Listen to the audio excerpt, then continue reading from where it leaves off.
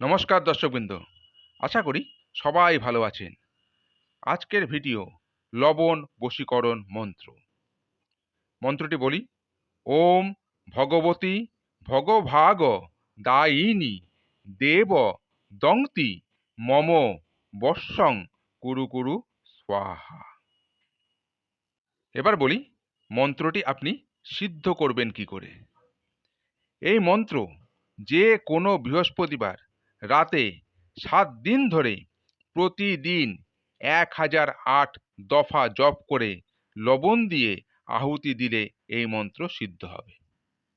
তাহলে মন্ত্রটি জানলেন, তার বিধি জানলেন যে মন্ত্রটা কিভাবে আপনি সিদ্ধ করবেন।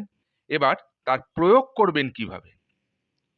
এবার 7 বার মন্ত্র পড়ে লবণের একটা ঢেলাকে অভিমন্ত্রিত করে ওই লবণ দ্বারা তৈরি খাদ্য আপনি বাঞ্ছিত স্ত্রীলোক অথবা বাঞ্ছিত পুরুষকে খাওয়ালে আপনার বশীভূত হবে।